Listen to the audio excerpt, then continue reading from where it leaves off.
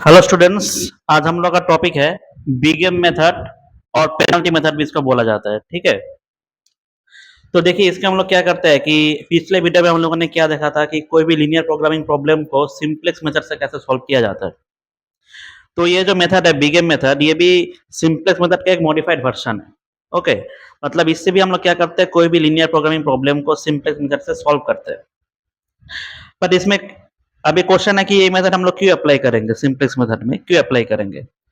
तो देखिए क्या होता है कि मेनली कोई भी जो एलपीपी होता है उसमें जो ये जो सेट ऑफ कॉन्स्टेंट्स होता है उसमें अगर ऐसे ग्रेटर देन इक्वल टू और इक्वल टू ऐसा साइन होने से हम लोग मेनली ये वाला मेथड को यूज करते हैं। ठीक है, और क्यों यूज करते हैं, देखिए नॉर्मली हम लोग का जो लीनियर प्रोग्रामिंग प्रॉब्लम होता है, सपोज इसमें लेस देन इक्वल टू साइनशिप इन्वॉल्व होता है, उसको जब हम लोग सिंपलेस्ट मेथड से सॉल्व करते हैं देन उसको हम लोग फर्स्ट ऑफ ऑल क्या करते थे, उसको स्टैंडर्ड फॉर्म में कन्वर्ट करते थे।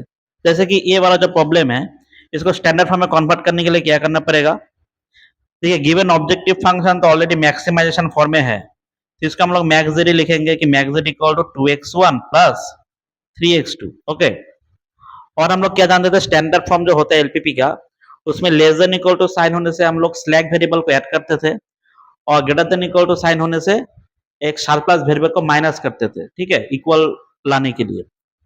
जैसे कि यहाँ पे क्या होगा, सब्जेक्ट टू, यहाँ पे लेस देन इक्वल टू है, मतलब इस तरफ का जो क्वांटिटी है वो राइट हैंड साइड से छोटा है, तो लेफ्ट हैंड साइड में कुछ ऐड करना पड़ेगा, और जो हम लोग ऐड करते हैं बाहर से उसको हम लोग बोलते हैं स्लैक वेरिएबल। जैसे कि यहाँ पे मैंने क्या ऐड किया, s1 ऐड किया। ठीक है, इक्वल टू क्या आ जाएगा तब 1। अभी सेकेंड कॉन्स्टेंट पे भी क्या है, less than equal to sign है, less than equal to sign होने से हम लोग क्या करेंगे, इस तरफ कम पर रहे, मतलब यहाँ पे एक वेरिएबल को हम लोग क्या करेंगे, बाहर से ऐड करेंगे, और जो बाहर से हम लोग ऐड करेंगे उसको क्या बोला जाता है, स्लैक वेरिएबल। तो यहाँ पे मैंने क्या ऐड कर दिया, s2। ओके, और जो भी स्लैक वेरिएबल होता है उसका जो कॉस्ट होता है उसको हम लोग ऑब्जेक्टिव फंक्शन में जीरो लेके चलते थे, जीरो लेके चलते। ओके, और नीचे क्या लिखते थे, x1 x2 s1 s2 are all greater than equal to 0। यहाँ पे देखिए जब हम लोग सिंपलेक्स मेथड को सॉल्व करेंगे, सिंपलेक्स टेबल इसका फॉर्म करेंगे, तब यहाँ पे क्या आता था, इसमें s1 इसका कोफिशिएंट कितना है 1, सो सेकेंड इक्वेशन में क्या होगा, इसका कोफिशिएंट 0 हो जाएगा क्योंकि यहाँ पे s1 है नहीं। फर्स्ट इक्वेशन में देखिए यहाँ पे s2 नहीं है, बट सेकेंड इक्वेशन में s2 है, तो यहाँ पे s2 का कोफिशिएंट क्या हो जाएगा, 0। तो यहाँ पे देखिए टू वेरिएबल और टू इक्वेशन है, इसमें इसका मतलब यहाँ पे जो हम लोग आइडेंटिटी मैट्रिक्स चाहिए सिंपलेक्स मेथड में वो 2x2 ऑर्डर का आइडेंटिटी मैट्रिक्स होगा। 2x2 ऑर्डर का मतलब आइडेंटिटी मैट्रिक्स क्या होता है, 1 0 0 1। जो देखिए यहाँ से आ रहा है 1 0, यहाँ पे आ रहा है, यहाँ पे 0 1 आ रहा है। ठीक है, तो यहाँ पे 1 0 0 1 ऑलरेडी फॉर्म हो रहा है, मतलब बेसिस मैट्रिक्स फॉर्म हो रहा है, आइडेंटिटी मैट्रिक्स। बट जब एलपीपी में यहाँ पे greater than equal to sign होता है और इक्वल टू साइन ऐसा कुछ होता है, देन क्या होता है, ऐसा आइडेंटिटी मैट्रिक्स डायरेक्ट हम लोग फॉर्म नहीं कर पाते थे, नहीं पाते हैं। ठीक है, क्योंकि वहां पे हम लोग को क्या करना पड़ेगा, शार्प प्लस वेरिएबल माइनस करना पड़ेगा। ठीक है, तो बेसिस मैट्रिक्स मतलब कि आइडेंटिटी मैट्रिक्स फॉर्म करने के लिए हम लोग को बाहर से हम लोग एक वेरिएबल ऐड करना पड़ता है, उसको हम लोग बोलते हैं आर्टिफिशियल वेरिएबल। ठीक है, आर्टिफिशियल वेरिएबल, और वो जो आर्टिफिशियल वेरिएबल है उसका जो कॉस्ट है वो हम लोग ऑब्जेक्टिव फंक्शन पे माइनस m लेके चलते हैं, वो बहुत ही बिग पेनाल्टी है। ठीक है, तो इसका मतलब मैंने से आप लोग ये बताया कि अगर कांस्टेंट पे ग्रेटर देन इक्वल टू और इक्वल टू साइन होगा देन हम लोग ये पेनल्टी मेथड को अप्लाई करेंगे। ठीक है, तभी चलिए कि पेनल्टी मेथड का जो एल्गोरिथम है वो तो एक बार हम लोग देख लेते हैं।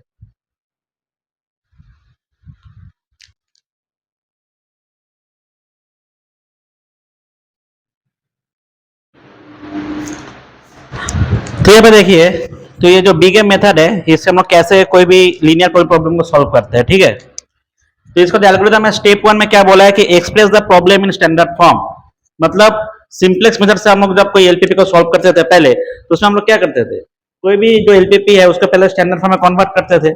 ओके, तो वही करने के लिए बोला है। स्टेप 2 में क्या बोला है कि add non negative artificial variable to the left side of each of the constants of the type greater than or equal to type, and then we assign a very large penalty minus m to the artificial variable in the objective function। इसका मतलब क्या है, देखिए जैसे कि ये वाला जो प्रॉब्लम है, इसमें less than equal to sign भी है, greater than equal to sign भी है। तो greater than equal to sign होने से हम लोग क्या करते थे, क्या करेंगे, आर्टिफिशियल वेरिएबल बाहर से ऐड करेंगे आइडेंटिटी मैट्रिक्स को फॉर्म करने के लिए। जैसे कि देखिए, इसका स्टैंडर्ड फॉर्म क्या होगा, objective function first of all maximisation form में होना चाहिए, जो कि पहले से मैक्सिमाइजेशन फॉर्म में है, मैंने लिख दिया यहाँ पे। देन सब्जेक्ट टू, अभी फर्स्ट इनइक्वालिटी में क्या है, लेस देन साइन है, तो लेस देन साइन होने से हम लोग क्या करते हैं, बाहर से एक वेरिएबल को ऐड करते हैं, और जो वेरिएबल हम बाहर से ऐड करते हैं उसको बोलते हैं हम लोग स्लैग वेरिएबल। ओके, तो स्लैग वेरिएबल तो यहाँ पे लिख देंगे कि 2x1 plus x2 plus s1 equal to 2। Okay, then second जो इनइक्वालिटी है उसमें क्या है, greater than equal to sign है। Greater than equal to sign होने से हम लोग क्या करेंगे, एक वेरिएबल को माइनस करेंगे, सब्ट्रैक्ट करेंगे लेफ्ट हैंड साइड में, और उसको बोला जाता है सरप्लस वेरिएबल। ठीक है, जैसे कि मैंने यहाँ पे क्या लिया है, 3x1 plus 4x2 minus s2 equal to 12। Okay, और जो भी स्लैक एंड सरप्लस वेरिएबल है उसका जो कॉस्ट है वो हम लोग क्या लेते हैं, यहाँ पे ऑब्जेक्टिव फंक्शन में 0 लेके चलते हैं। ठीक है, 0s1 प्लस 0s2। अभी देखिए यहाँ पे दो वेरिएबल और दो इक्वेशन है। ठीक है, दो इक्वेशन है, इसके मतलब यहाँ पे हम लोग को 2x2 ऑर्डर का आइडेंटिटी मैट्रिक्स चाहिए। 2x2 ऑर्डर का आइडेंटिटी मैट्रिक्स मतलब 1 0 0 1 ऐसे चाहिए। तो देखिए ये वाला फॉर्म हो रहा है कि नहीं हो रहा है, यहाँ पे s1 के साथ कुछ नहीं मतलब 1 है, यहाँ पे s1 है नहीं मतलब 0s1 है, इसमें s2 नहीं मतलब यहाँ पे 0s2 है। तो भाई क्या हो रहा है, 1 0 क्या आ रहा है, देखिए 1 0 0 माइनस 1, मतलब हम लोग जब सिंप्लेक्स टेबल को फॉर्म करेंगे वहां पे क्या आएगा, 1 0 0 माइनस 1। बट आइडेंटिटी मैट्रिक्स लाने के लिए मुझको क्या चाहिए, 1 0 एंड 0 1 चाहिए। तो 0 1 तो नहीं आ रहा है ना यहाँ पे, तो 0 1 मतलब आइडेंटिटी मैट्रिक्स फॉर्म नहीं हो रहा है। तो आइडेंटिटी मैट्रिक्स फॉर्म करने के लिए मुझको इस पोजीशन में क्या चाहिए, 1 चाहिए, मतलब वो जो तो 1 चाहिए, तो इसके लिए मैं यहाँ पे क्या करूंगा, आर्टिफिशियल वेरिएबल बाहर से ऐड कर दूंगा, उसको मैंने क्या नाम दे दिया, a1। ओके, a1 देखिए फर्स्ट इक्वेशन में a1 नहीं है, मतलब 0 a1 होगा, और यहाँ पे क्या होगा 1 a1, तो फाइनली क्या होगा 0 1।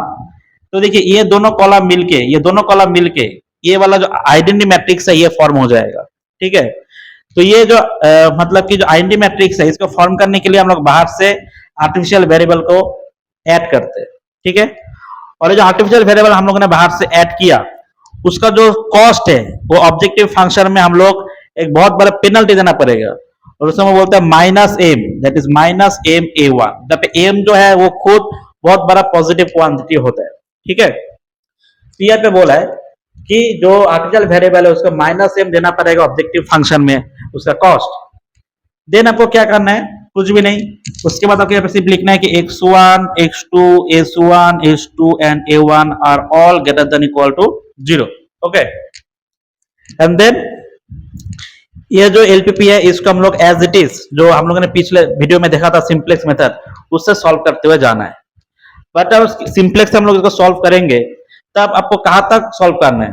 ठीक है, तो उसके लिए ये वाला जो स्टेप 3 है बहुत इंपॉर्टेंट है। देखिए क्या बोला है कि solve the modified LPP by simplex method until any one of the following cases में arise। ओके, ये तीनों में से कोई भी एक केस अगर आ जाएगा, अप्रोच हो जाएगा, देन हम लोग वहां पे रुक जाएंगे सिंप्लेक्स टेबल में। ओके, तो फर्स्ट वन में क्या बोला है कि if no artificial variable appears in the basis at 0 level and optimality condition is satisfied then current solution is the optimal basic feasible solution. मतलब जब हम लोग सिंप्लेक्स टेबल से स्टार्ट करते हैं, अब जो इनिशियल टेबल है, फर्स्ट टेबल है, वो फर्स्ट टेबल पे सपोज कि हम लोग का जितना डेल्टा आई जे है सब नॉन नेगेटिव आ गया, मतलब आपका क्या होगा, ऑप्टिमल सॉल्यूशन रीच हो गया। ठीक है, तब आपको देखना पड़ेगा जो बेसिस है, बेसिस में कोई आर्टिफिशियल वेरिएबल प्रेजेंट तो नहीं है ना।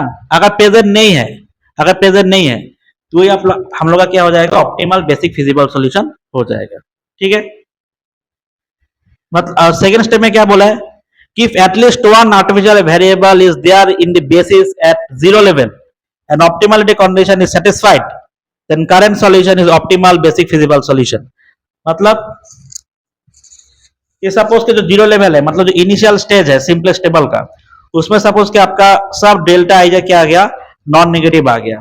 ठीक है, और कम से कम सपोज कि सिर्फ एक at least one artificial variable is there in the basis at the 0 level. तो 0 लेवल इनिशियल टेबल पे सपोज कि एक आर्टिफिशियल वेरिएबल आपका तभी भी बेसिस में है, तो तभी भी वो क्या हो जाएगा, ऑप्टिमल बेसिक फिजिबल सॉल्यूशन होगा। ओके, और नंबर 3 में क्या बोला है कि if at least one artificial variable present in the basis at positive level and optimality condition is satisfied, then original problem has no feasible solution। मतलब सिंप्लेक्स मेथड्स के suppose के फास्ट टेबल में हम लोगों ने किया, फास्ट टेबल पे जितना डेल्टा आई जे आया सब नॉन नेगेटिव नहीं आया, सपोज के नेगेटिव आ गया, तो हम लोग तो क्या करते हैं, टेबल को मॉडिफाई करते हैं, सेकंड टेबल में आते हैं। सपोज के सेकंड टेबल पे आने के बाद भी कोई ना कोई डेल्टा आई जे नेगेटिव आ गया, फिर उसका थर्ड टेबल पे आता है। ऐसे करते हुए जितना लास्ट टेबल जहां पे आपका सब delta I J non negative आ जाएगा उसका मतलब बोलते हैं पॉजिटिव लेवल। ठीक है, सपोज उस स्टेज पे आने के बाद आपका delta I J non negative हो गया, मतलब ऑप्टिमलिटी कंडीशन सेटिस्फाई हो गया।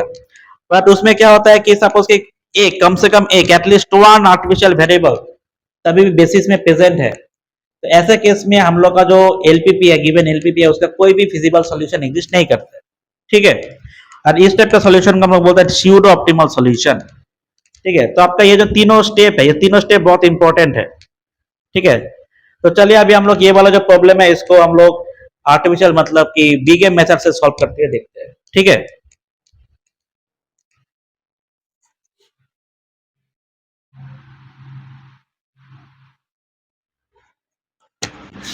अच्छा यहाँ पे देखिए, यहाँ पे जो फर्स्ट स्टेप है मतलब स्टेप 3 का जो फर्स्ट पॉइंट है, इसमें थोड़ा थोड़ा छोटा सा एक मिस्टेक हो गया था।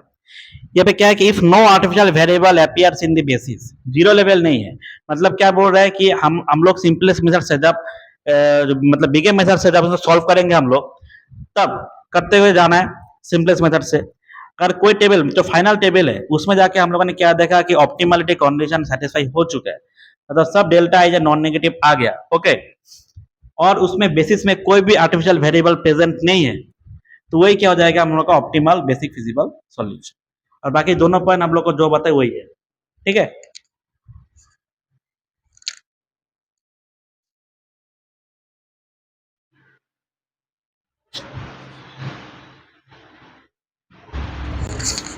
तो देखिए ये वाला जो प्रॉब्लम है जिसका हम लोग बीके मेथड से कैसे सॉल्व करेंगे। ठीक है, तो मैंने ये अभी एक्सप्लेन किया कि ये जो एलपीपी है इसका पहले हम लोग को स्टैंडर्ड फॉर्म में कन्वर्ट करना पड़ेगा, जो कि हम लोगों ने किया।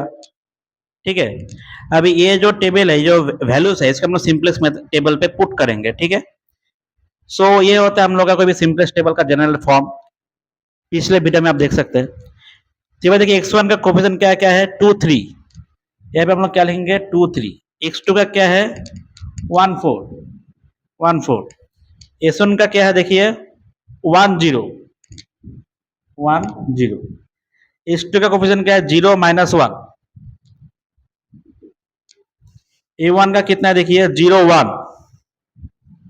ठीक है, इसके बाद क्या देखना पड़ेगा कि आइडेंटिटी मैट्रिक्स कौन फॉर्म कर रहा है, तो आइडेंटिटी मैट्रिक्स कौन फॉर्म कर रहा है देखिए 1 0 0 1, मतलब S1 एंड A1 मिलकर आइडेंटिटी मैट्रिक्स को फॉर्म कर रहा है। ओके, तो हम लोग को क्या करना पड़ेगा कि आइडेंटिटी मैट्रिक्स का जो फर्स्ट कॉलम है दैट इज 1 0, वो किसका कोरस्पोंडिंग है S1 का, तो S1 को पहले लिखना पड़ेगा बेसिस में, before basic variable. Okay, and then 0 1 कौन दे रहा है, artificial variable that is A1, तो यहाँ पे लिखना पड़ेगा A1।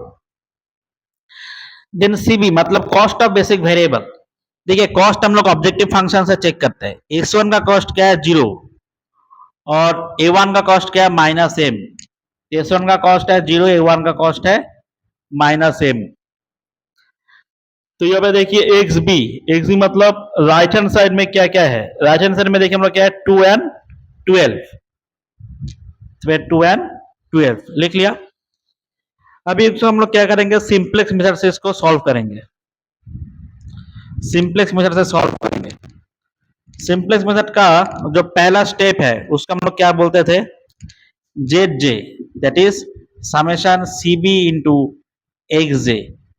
दैट इज ये जो सीबी का कॉलम है और जो x1 का कॉलम है, इस दोनों को मल्टीप्लाई करेंगे एंड साथ ही साथ ऐड करेंगे। That is 0 into 2 plus -m into 3, क्या आ रहा है 0 इंटू 2 प्लस -m इंटू 3, क्या आ रहा है हम लोग का माइनस का 3m, तो यहाँ पे लिखना पड़ेगा -3m। देन क्या होगा समेशन मतलब CB into x2, that is 0 into 1 plus minus m into 4, तो कितना आ रहा है हम लोग का -4m। देन थर्ड कॉलम में क्या होगा, 0 into 1 plus minus m into 0 मतलब 0।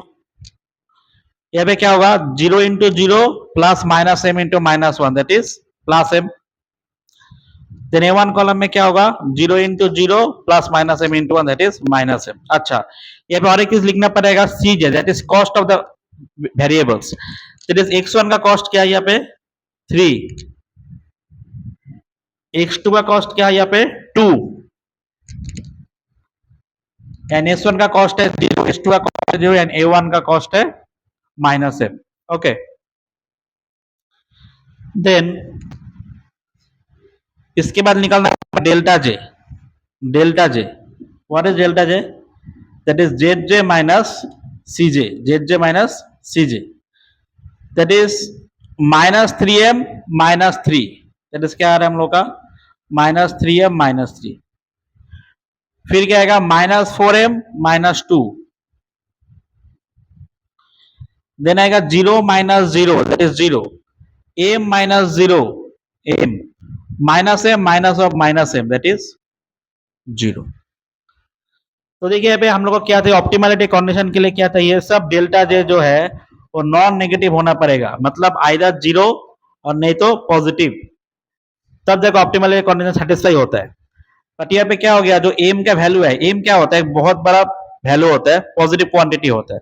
हम लोग माने माने उसको एम को 100 मान के चलेंगे, ठीक है। तो अगर एम को 100 पुट करते हैं यहाँ पे तो कितना आएगा, -300 -3 दैट इज -303। तो ये जो वैल्यू है वो क्या आ जाएगा, -303। यहाँ पे कितना होगा, -402। मतलब इस दोनों में मैक्सिमम नेगेटिव कौन है, मोस्ट नेगेटिव कौन है, ये वाला होगा। तो ये हम लोग का क्या हो जाएगा, की कॉलम हो जाएगा, ठीक है, की कॉलम। की कॉलम, उसके बाद क्या करना पड़ेगा, की कॉलम मतलब कि जो x2 है वो हो जाएगा की कॉलम। तो मिनिमम रेशियो निकालने के लिए हम लोग क्या करते थे, xb by x2 that is 2/1, first column को उसमें 2/1 एंड देन क्या आएगा 12/4, 12/4 मतलब 3 एंड 2/1 मतलब 2। अब ये जो रेशियो आया 2 एंड 3, इस दोनों में मिनिमम कौन है, 2 इज मिनिमम, तो ये क्या हो जाएगा, बेसिस से निकल जाएगा। तो बेसिस से कौन निकलेगा, ये जो स्लैग वेरिएबल था S1 वो बेसिस से निकल जाएगा, और जो x2 है वो क्या हो जाएगा, बेसिस में एंट्री लेगा, ठीक है, बेसिस में एंट्री लेगा। इसका मतलब की एलिमेंट कौन सा हो रहा है, देखिए ये हो रहा है की कॉलम, ठीक है, और ये जो रो है मतलब ये इसको, तो इंटरसेक्टिंग पॉइंट पे कौन आ रहा है 1, की एलिमेंट, ठीक है। देन हम लोग टेबल को आगे बढ़ाएंगे।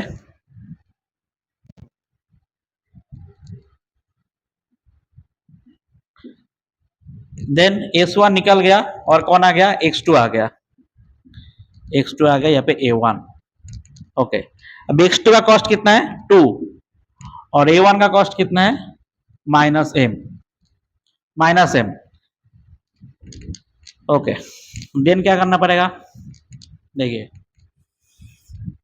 ये जो रो है इसमें, इस रो में मतलब जो की एलिमेंट है उसको 1 बनाना पड़ेगा। तो की एलिमेंट पहले से ही 1 है, तो इसको हम लोग बनाने का जरूरत नहीं है। हम लोग क्या कर सकते हैं कि ये जो रो है इस रो को 1 से डिवाइड कर देंगे। तो 2/1 मतलब 2, 2/1 मतलब 2, 1/1 मतलब 1, 1/1 मतलब 1, 0/1 that is 0, 0/1 that is 0। Then क्या करना पड़ेगा, ये जो की एलिमेंट था उसका नीचे वाला जो एलिमेंट है उसको इस न्यू रो के हेल्प से उसको 0 करना पड़ेगा, ठीक है। मतलब ये वाला एलिमेंट को हमको क्या करना पड़ेगा, 0 करना पड़ेगा with the help of this row. तो कैसे करेंगे, तो देखिए यहाँ पे 1 है, तो इस 1 के साथ जब मैं 4 को मल्टीप्लाई करूंगा तब यहाँ पे क्या होगा 4 होगा, और यहाँ पे क्या है 4 है। देन हम लोग क्या करेंगे, इस 4 से इसको घटा देंगे, ठीक है।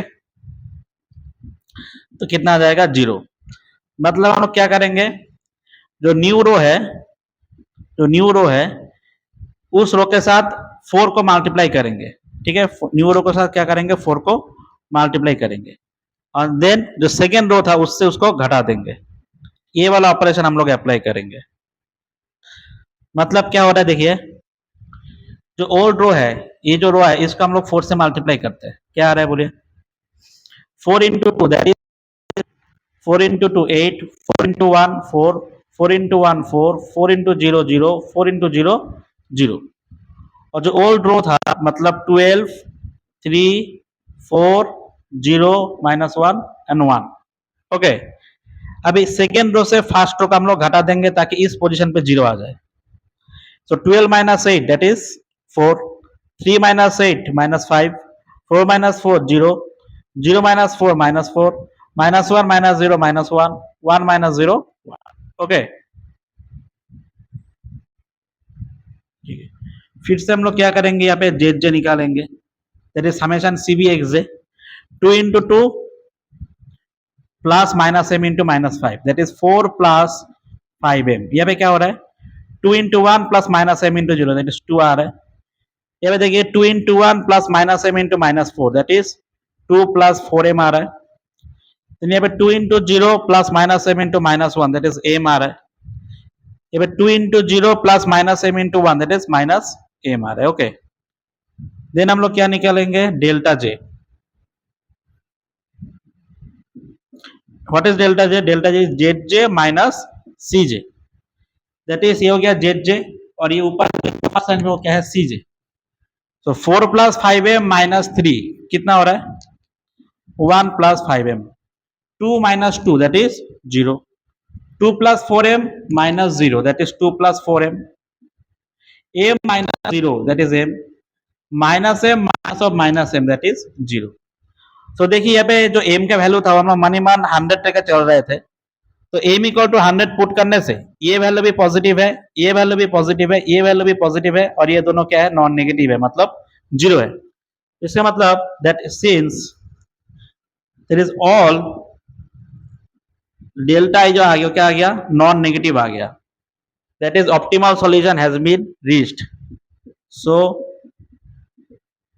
Optimal solution is reached. अभी हमको क्या करना पड़ेगा, देखिए मैंने पहले भी इसके एल्गोरिथम बताया था, जो हम लोग का 3 स्टेप था, उसमें क्या था, हमको देखना पड़ेगा ये जो फाइनल टेबल है जहां पे ऑप्टिमलिटी कंडीशन सेटिस्फाई हो रहा है, ये होता है पॉजिटिव लेवल। तो पॉजिटिव लेवल पे जाके हम लोग क्या हो गया, डेल्टा जैसा नॉन नेगेटिव आ गया। फिर देखना पड़ेगा आपको यहाँ पे आर्टिफिशियल वेरिएबल बेसिस में प्रेजेंट है कि नहीं है।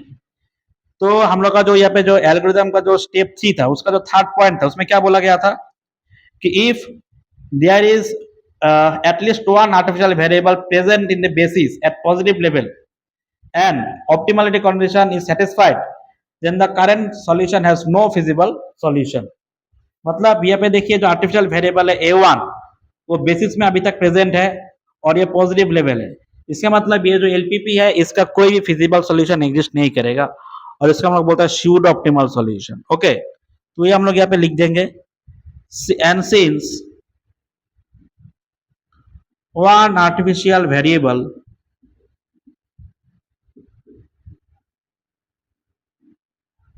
a1 is present in the basis at positive level, so given linear programming problem has no feasible solution, has no feasible solution। इसको बोलते हैं हम लोग स्यूड ऑप्टिमल सॉल्यूशन। ठीक है, ये था पूरा मेथड, बी गेम मेथड से जब हम लोग कोई भी एलपीपी को सॉल्व करते हैं। और इसमें एक चीज याद रखिएगा, जब अगर बेसिस से अगर कोई भी आर्टिफिशियल वेरिएबल निकल जाता है, जैसे कि इस केस में कौन निकला था, s1 निकला था, बट सपोज कि अगर a1 निकल जाता है बेसिस से, देन हम लोग आगे क्या करेंगे, पूरा सिंपलेस्ट टेबल से a1 का जो कोरस्पोंडिंग कॉलम है उसको ओमिट कर देंगे। ठीक है, क्योंकि a1 को ओमिट करने से हम लोग का सॉल्यूशन में कोई भी चेंजेस नहीं आएगा। ठीक है, तो ठीक है, तो आज के लिए इतना ही। नेक्स्ट वीडियो में हम लोग कोई दूसरा प्रॉब्लम देखेंगे।